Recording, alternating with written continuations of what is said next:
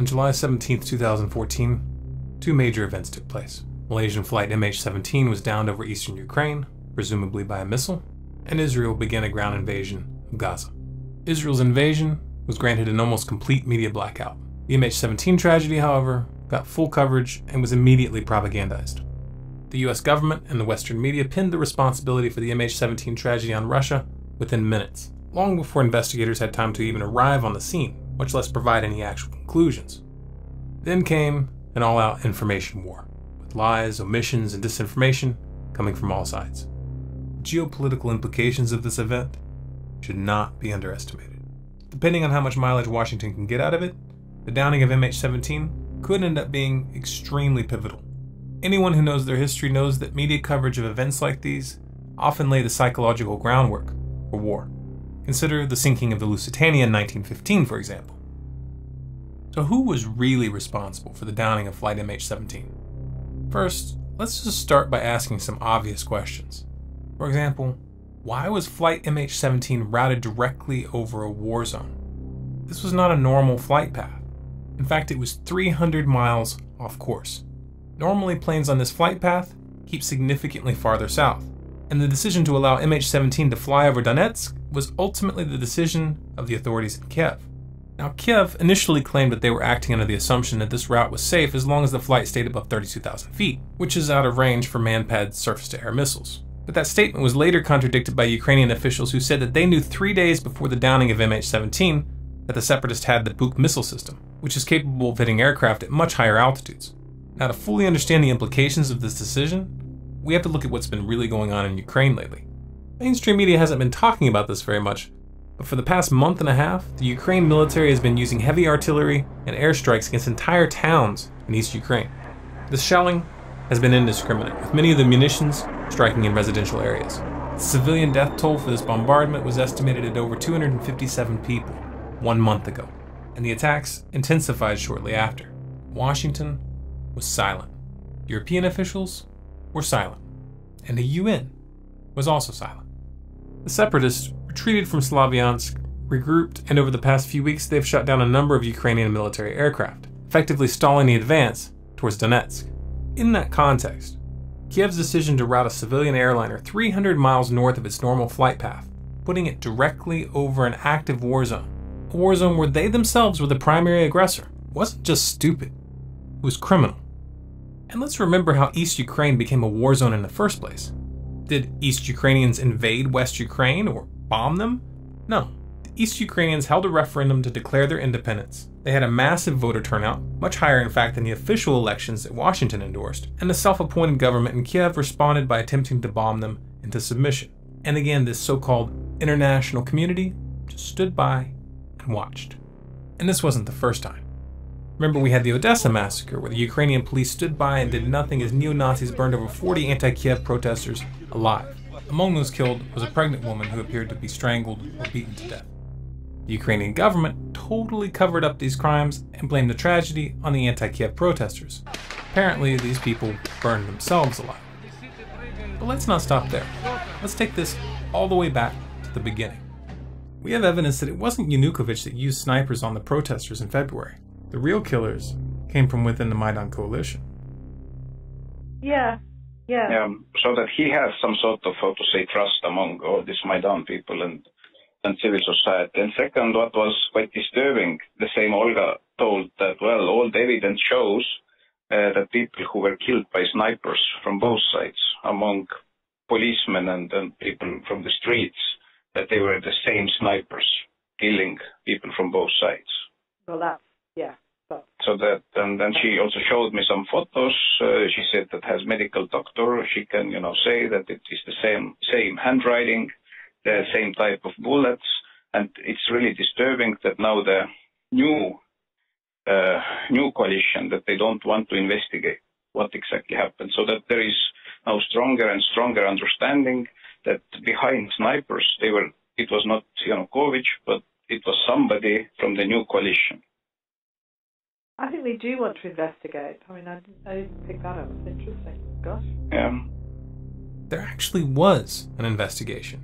Almost no one heard about it because the mainstream media was very quiet about the results. Why? Because the Ukrainian MP that led the investigation, Gennady Moskal, a man with a long history of criticizing the Berkut police, announced that he found no evidence that the Berkut police were responsible. Why is this background information important? Because it demonstrates just how far Washington's puppets in Kiev are willing to go for the sake of power. And that allows us to start asking some harder questions. Questions such as, was this just a case of gross incompetence on Kiev's part? Or was it something else? It's pretty obvious who benefits from this tragedy. And we know Kiev has a history of killing civilians and blaming it on others. But would they really take it this far? For a lot of people, these kinds of questions are simply off limits. They just aren't prepared to let their mind go down that path, especially considering the fact that the US government is in bed with these guys. So let's tread carefully and just ask a few more questions that these so-called journalists in the mainstream media are neglecting to ask. For example, why hasn't the US government released its satellite pictures of the area right after the event?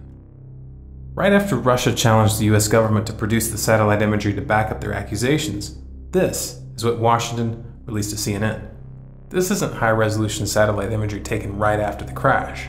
This isn't even a recent map. In fact, the map itself has a date written right on it, 2010.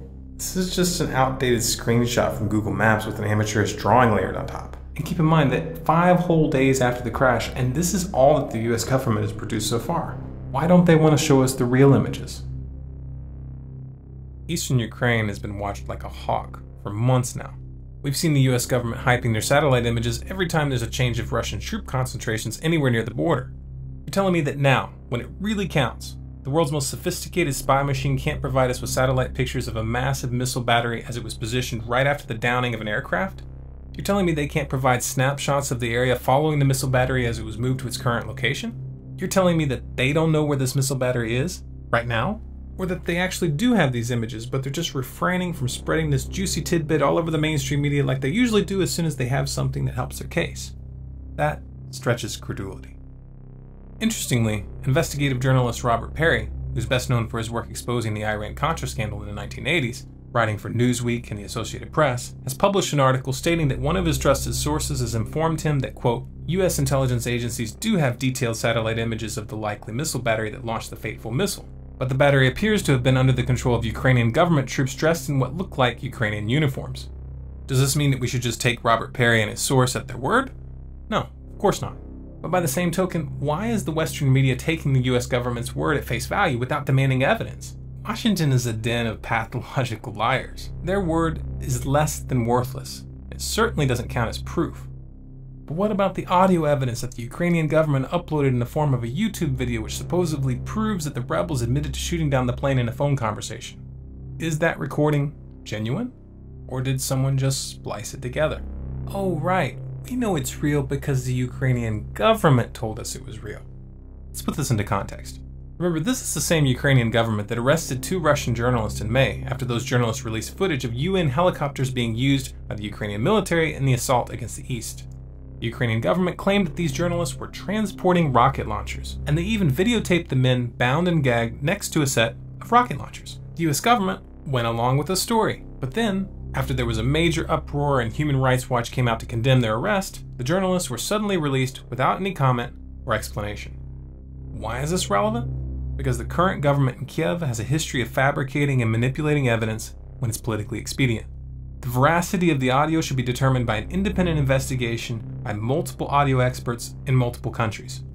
Now, if the implications of what I'm presenting here sound crazy to you, you might want to look up Operation Northwoods. Operation Northwoods was a series of proposals written by the Department of Defense back in the 60s, which directly advocated committing acts of terrorism within the United States and specifically proposed shooting down a civilian airliner in order to blame it on Cuba, and this would be used to justify a war. These documents were declassified in 1997, and there are thousands of copies available for download on the internet. Don't take my word for it, go read them yourself.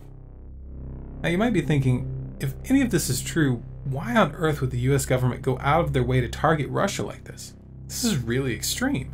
Might it have something to do with the fact that just this month the BRICS nations met to put together an international development bank specifically designed to rival the World Bank and the IMF? Could it be because Russia is now openly pushing for the de-dollarization of international trade? Russia poses a threat to the dollar. That's all the motive the US government has ever needed. But What if we get incontrovertible proof that the rebels mistook flight MH17 for a military aircraft and shot it down? What should happen then? Well, ask yourself this. What would be done if this mistake had been made by the US military and the airliner had been, say, Iranian? Oh wait, that actually happened. In fact, it happened exactly 18 years before the MH17 tragedy, on the very same day. On July 17, 1996, TWA Flight 800 was downed over Long Island. The US government claimed that the explosion was a result of an internal malfunction, but numerous eyewitnesses reported that they saw a missile being fired up from the ground. And even the New York Times referred to the evidence of a cover-up as, quote, formidable. The US government never admitted they were responsible. But that's a really bad example, isn't it? Here's a better example. What if Ukraine had shot down a Russian airliner? Oh wait, that actually did happen in October of 2001. The Ukrainian government initially lied about it, but they finally came clean. Thank you so much. Merci beaucoup. As you can tell, I do as I'm told, and I thought I had to stand up at the time when my immediate predecessor would sit down, and clearly I failed. Good afternoon, and thank you very much for having me with you. I would like to thank the National Press Club, and especially President Angela Grilling-Keane, for not only inviting me to this prestigious venue, but essentially presenting the outline of what I want to talk to you about now. So it's as if we had prepared that together, which we have not.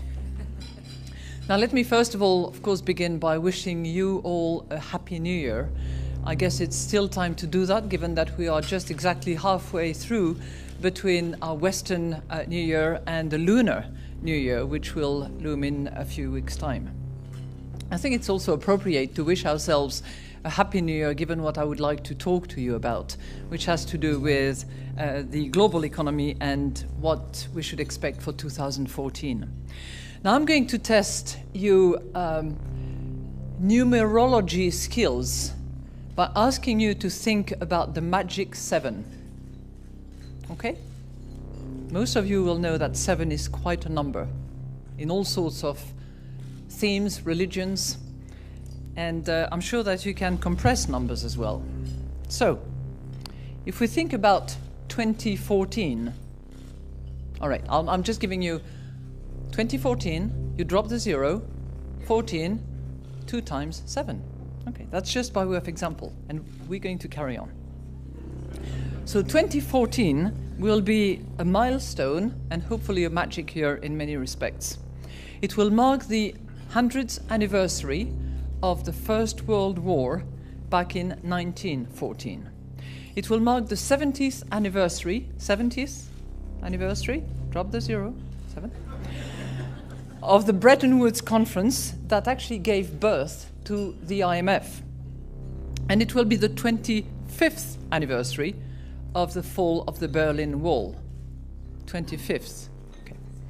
It will also mark the 7th anniversary of the financial market jitters that quickly turned into the greatest global economic calamity since the Great Depression.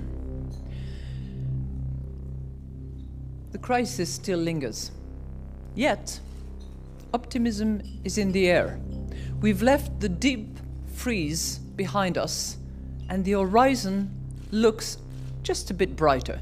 So my hope and my wish for 2014 is that after those 7 miserable years, weak and fragile, we have 7 strong years.